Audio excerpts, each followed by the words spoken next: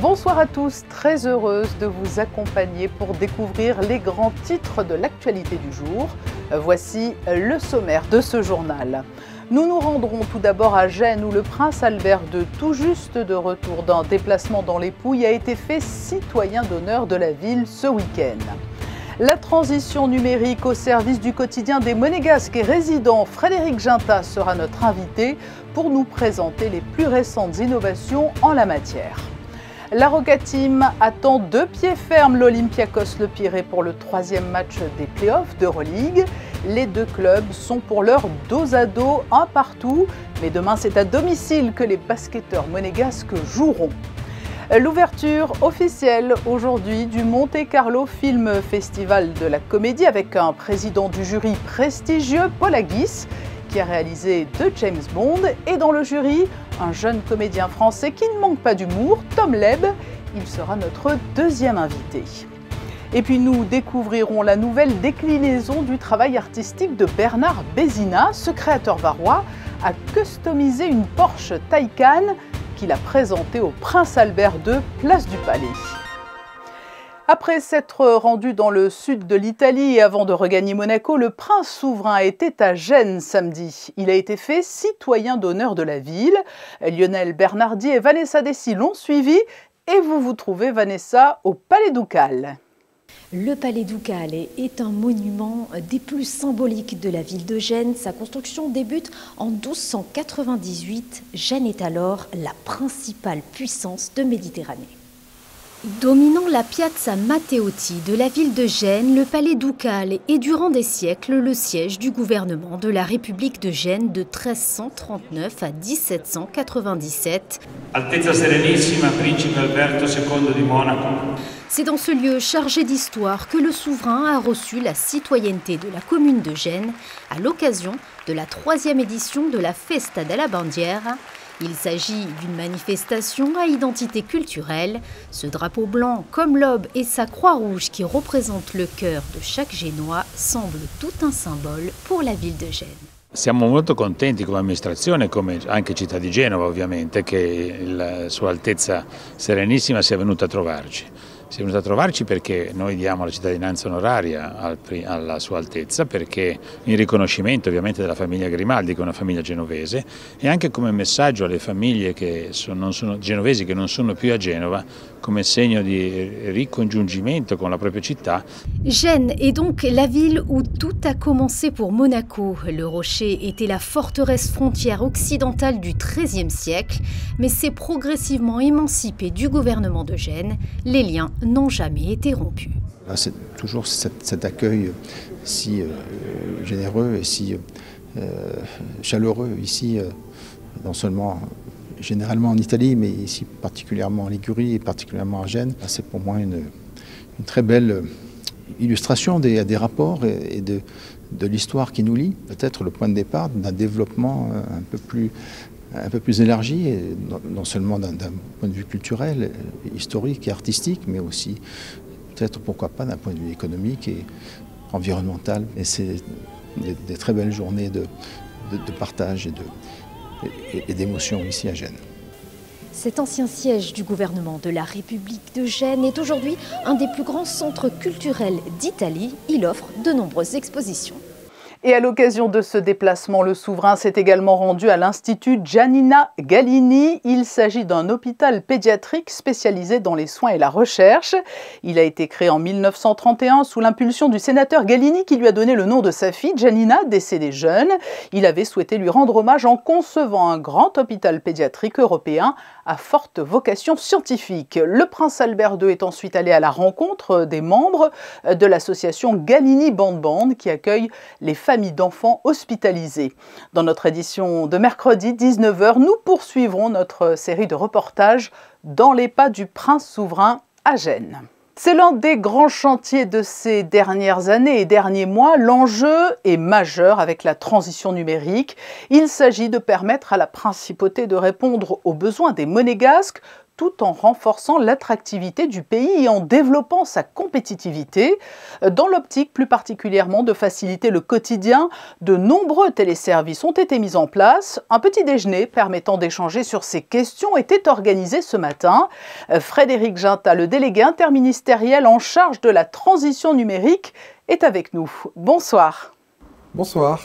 Quel chemin parcouru? La transition numérique avance à la vitesse grand V. Avant d'évoquer plus particulièrement l'offre de téléservices, est-ce que la feuille de route que vous vous étiez fixée est conforme à ce jour aux réalisations que vous souhaitiez mettre en œuvre? Tout à fait. Nous avons fini un premier cycle de création d'infrastructures pour équiper la principauté des atouts de développement économique, mais aussi développement numérique qui en résulte. Le cloud souverain, la fibre, la 5G, l'identité numérique, la signature électronique, le guichet unique. Nous avons aujourd'hui les bases pour que le pays soit compétitif, attractif et que la qualité de vie soit bonne dans un monde numérique. Nous avons également travaillé sur chacune des thématiques, que ce soit sur l'éducation, que ce soit sur la santé, que ce soit sur la Smart City. Donc nous avons aujourd'hui sur chacun des aspects les bonnes bases, des réalisations et une accélération, notamment sur le sujet du jour, les téléservices, qui se développent de plus en plus, quasiment 80 téléservices développés en 3 ans. Au-delà de l'attractivité, la compétitivité, l'un des objectifs de départ, c'était donc pour partie de faciliter le quotidien des monégasques et résidents. Pour cela, vous l'avez dit, de nombreux téléservices ont été mis en place, près de 80, c'est ça, et cela touche toutes les facettes de la vie quotidienne? Je pense au service des titres de la circulation, où nous avons lancé récemment la prise de rendez-vous, 22 000 rendez-vous pris et presque 4 000 contrôles techniques. Je pense à la DENJS, avec qui nous avons annoncé la numérisation et dématérialisation des demandes de bourse, après avoir fait la cantine en ligne et l'inscription aux différentes écoles et institutions. Je pense en termes de téléservices à l'habitat, où plus de 80% des demandes d'attribution domaniale ont été faites en ligne à la dernière commission, où aujourd'hui les échanges d'appartements peuvent se faire en ligne via un outil du gouvernement. Je pense aux archives, qui peuvent être aujourd'hui tamponnés, certifiés numériquement et dont la conservation papier peut être évitée. Je pense à la prise de rendez-vous pour le service de l'emploi et la direction du travail, qui propose même des visioconférences ou des rendez-vous pris numériquement en physique. Donc aujourd'hui, et je parle juste de ce qui est arrivé les 2 derniers mois, mais aujourd'hui, pour le quotidien des monégasques et des résidents, les solutions numériques sont là. Elles sont au moins en 2 langues, elles sont sur un guichet unique et elles sont très utilisées. Oui, alors justement, les utilisateurs sont venus très facilement, presque spontanément vers ces téléservices.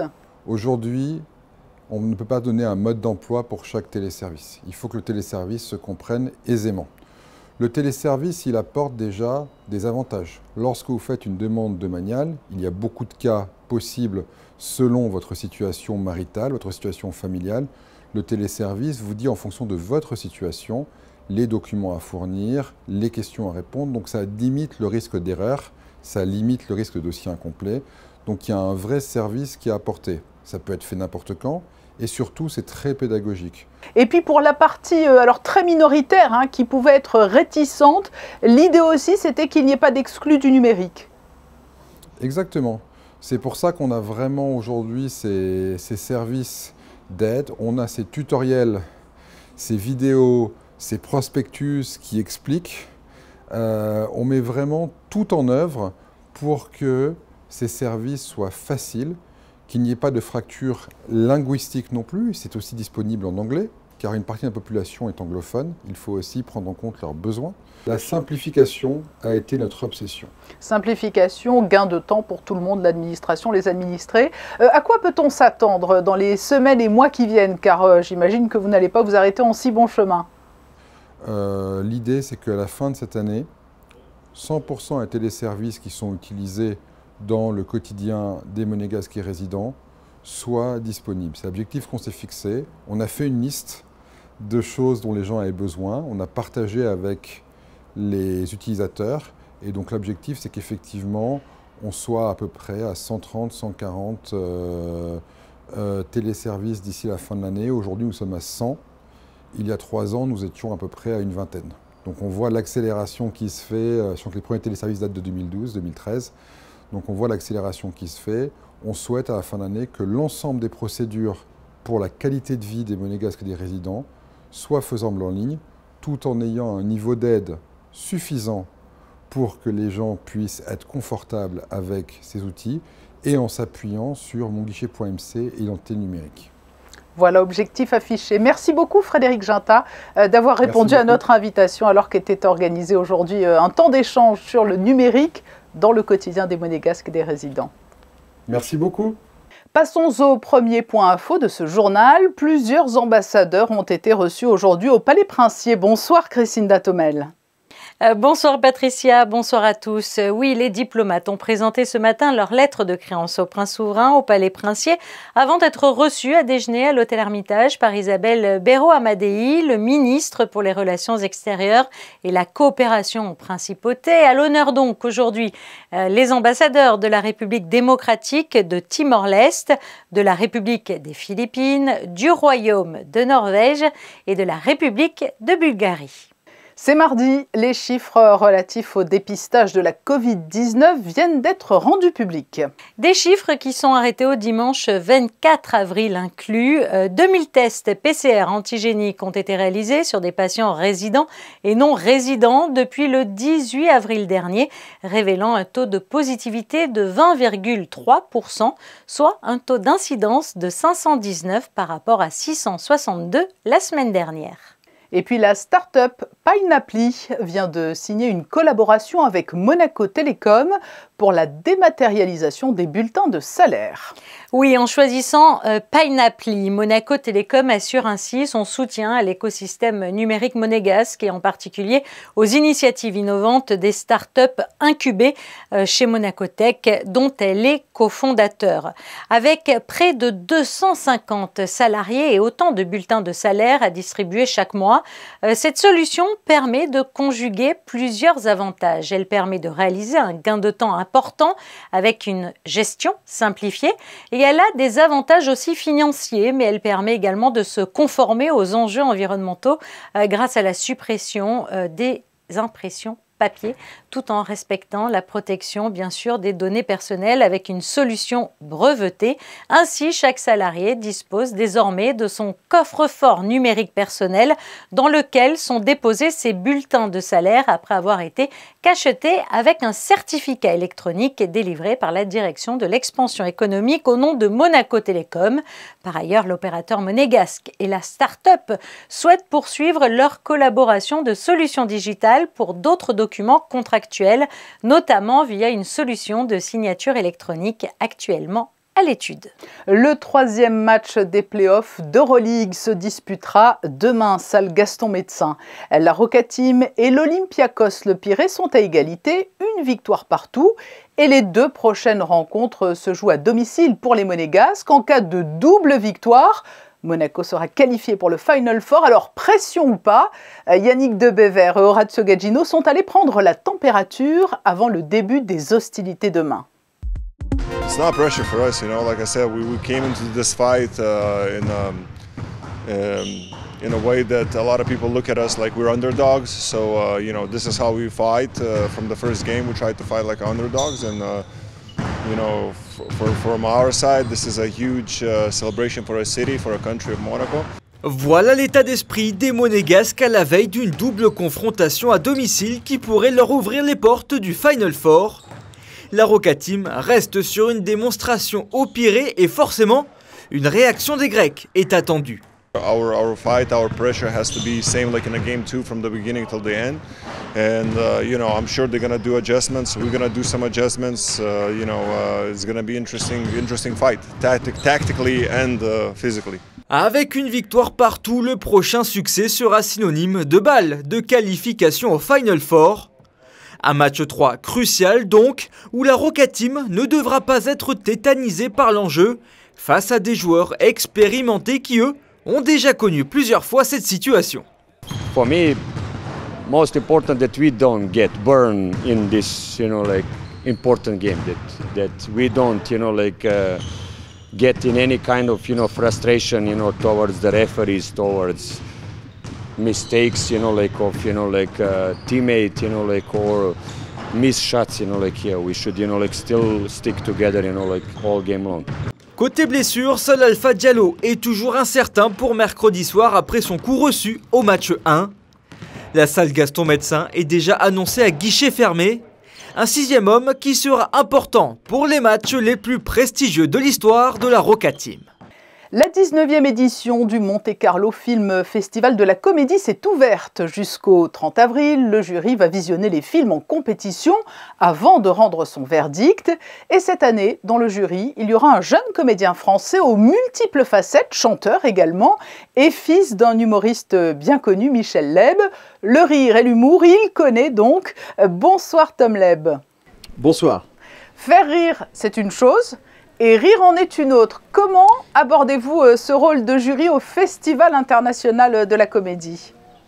Alors ce que vous dites est très juste. Faire rire est une chose et rire en est une autre, c'est sûr. Alors ce festival, déjà, je suis absolument ravi d'être ici puisque, comme j'expliquais il y a quelques instants, la comédie est un genre qui me parle, que j'affectionne particulièrement, de par mon passé très certainement, de par mon éducation, mais aussi parce que je pense que c'est un genre qui véhicule les émotions avec un certain recul.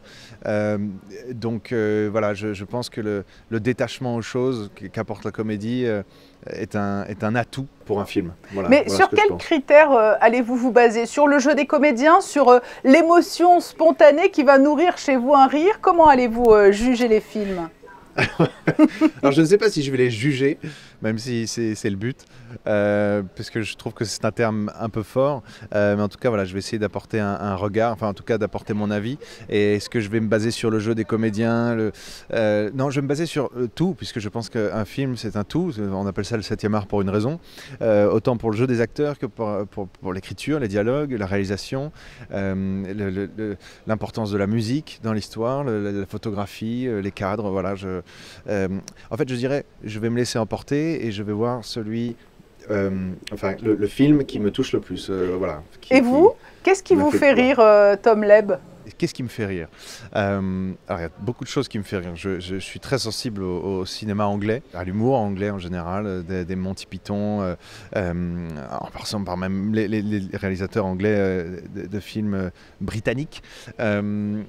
L'humour italien aussi, mais l'humour français me fait rire, mais j'avoue être très sensible à l'humour américain. Mais si je dois citer et parler du cinéma français, j'irai dans les classiques, puisque je pense que depuis les grands classiques, aucun film n'a su remplir toutes les cases d'une comédie extrêmement bien réalisée. Et je dirais, je ferai allusion à La Grande Vadrouille. Je parlerai évidemment du Dîner de cons plus récemment. Voilà, ce sont des films qui font partie de notre patrimoine de la comédie française. Alors vous faites partie du jury, présidé par le réalisateur Paul Haggis, auteur oui, notamment de 2 opus de James Bond. C'est bien pour le carnet d'adresses aussi, et puis il faut le dire, vous avez le physique peut-être pour être le prochain agent secret de la reine. Alors pour être franc, je ne pense pas, parce que tout simplement James Bond est un acteur anglais. C'est-à-dire les productions de James Bond n'embauchent que des acteurs anglais pour le rôle. Donc malheureusement, je ne serai jamais James Bond. Jean Dujardin s'en est très bien chargé avec OSS 117. Et ça fonctionne tellement bien que voilà, déjà la case est prise. Donc pensons à d'autres choses pour moi. Peut-être d'autres choses, agent secret, je ne sais pas, d'autres choses. Vous connaissez déjà Monaco, puisque vous avez tourné ici, au pied même d'ailleurs de nos bureaux, sur le port de Monaco, avec Gérard Jugnot et Camille Lou. Et vous avez aussi joué au Sérénissime. Vous avez de bons souvenirs en principauté? Exactement. Alors, c'est ce que j'allais dire. J'ai que de merveilleux souvenirs ici à Monaco. Alors, le festival des Sérénissimes que j'avais fait avec Kevin était un de mes meilleurs souvenirs, puisque à chaque fois les salles étaient pleines. Et l'accueil était formidable. Je trouve ce festival très réussi. Et puis, alors, ces quelques jours de tournage ici à Monaco avec Nicolas Cuche, qui était le réalisateur du film Pour y gâter, sont pour moi aussi un souvenir merveilleux, parce que c'était une comédie. On faisait une comédie. L'atmosphère était très détendue.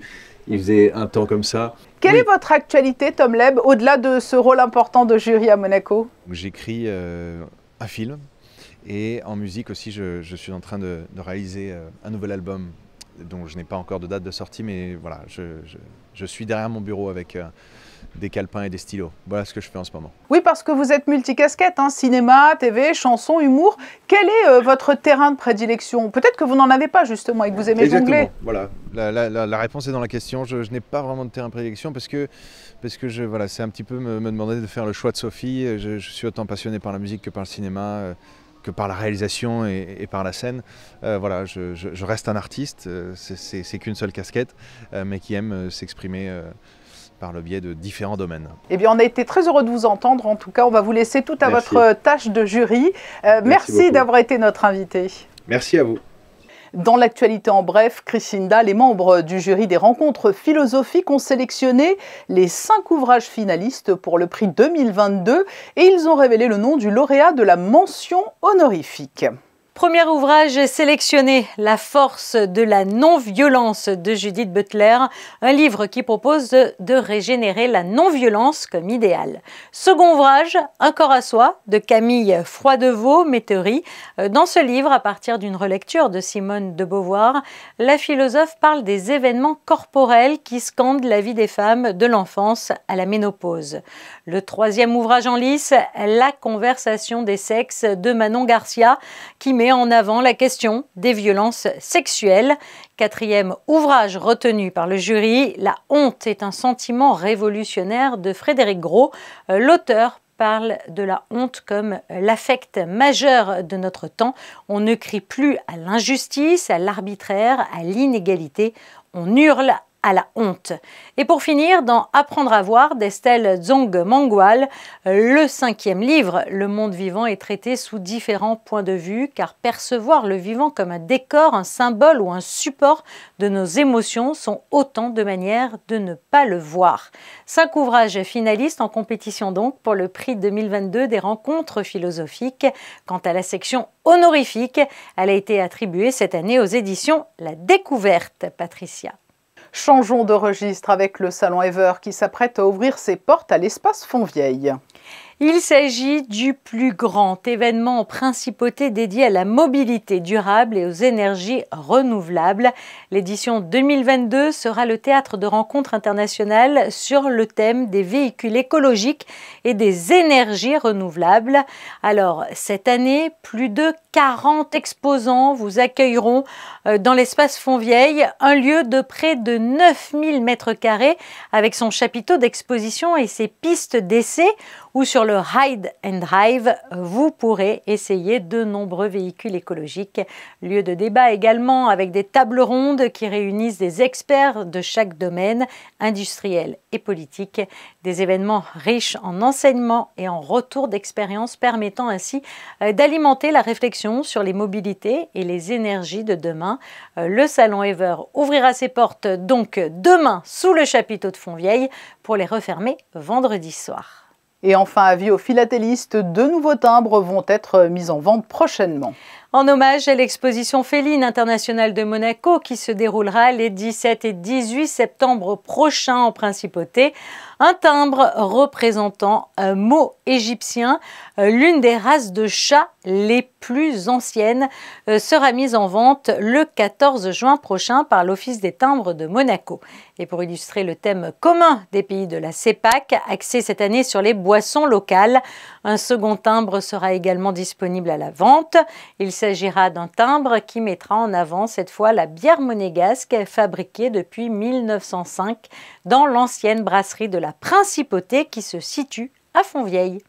Quand l'art rejoint la puissance d'une voiture iconique, l'artiste varois Bernard Bézina a été invité à customiser une Porsche Taycan. Très impliqué auprès de la Fondation Prince Albert II, il n'a pas manqué de venir faire découvrir son travail au prince souverain. Vanessa Dessy vous présente cette œuvre d'art roulante. C'est à l'occasion d'un dîner entre amis que ce projet fou est né, customiser une Porsche Taycan 100% électrique. Bernard Bézina et Jean-Marc Tétu, directeur de la concession Porsche Toulon-Fréjus, ont eu l'idée de lier l'environnement à l'art. On m'a confié ce modèle qui correspondait immédiatement à ce qui a été vu avec ce que mène le souverain depuis de nombreuses années. Une grande quête qui est très longue et qui sera encore longue. Et je me suis dit, quelle chose plus importante que de la présenter sur Monaco. Ça a été un travail 3D, un travail d'infographisme qui a demandé beaucoup de recherche dans les couleurs pour pouvoir s'approcher sur les ombres et lumières. Et ça a été très long à ce niveau-là. Le constructeur allemand n'a pas hésité à mettre à disposition la toute dernière Taycan, une berline 100% électrique à l'ADN des sportifs de la marque, tournée véritablement vers l'avenir. Je dirais que c'est vraiment magnifique parce qu'une voiture qui était déjà belle, qui avait des belles lignes, et je trouve que grâce à cette œuvre d'art, on arrive encore davantage à distinguer quelque part la force de caractère, ce trait d'une force tranquille qui se traduit dans la voiture qui est quelque part prête à bondir. Et d'ailleurs pour le clin d'œil, Taycan signifie jeune cheval fougueux en turc. Toujours dans l'automobile, quand on cherche le nom d'un nouveau modèle, c'est assez difficile parce qu'il faut qu'il sonne bien dans tous les pays. Et bien avec le Taycan, je trouve que ça traduit bien l'esprit Porsche, mais aussi cet esprit justement de puissance, de quelque chose de fougueux. Donc ça, associé à l'œuvre d'art de Bernard Bézina, je trouve vraiment que l'alchimie, elle est parfaitement trouvée. Cette œuvre d'art pourrait ouvrir la 5e édition du e-Prix de Monaco qui se tiendra ce samedi et pourquoi pas être exposée en plein cœur de la collection princière. Et refermons ce journal avec les prévisions météo pour la journée de mercredi, Crisinda. Mercredi, le temps sera couvert, le soleil arrivera parfois à s'imposer, mais le ciel restera nuageux une grande partie de la journée. Côté température, le thermomètre oscillera entre 12 et 18 degrés. Le soleil se lèvera à 6h27 et se couchera à 20h28. Demain, nous fêterons les Amadées. Merci Crisinda, nous vous donnons rendez-vous toutes les deux demain à 19h et un dernier petit détour par l'espace Fontvieille où se prépare le salon Ever, nous vous le disions, et ces photos de fin d'édition sont signées Manuel Vitali. À demain sur Monaco Info, passez une belle et douce soirée.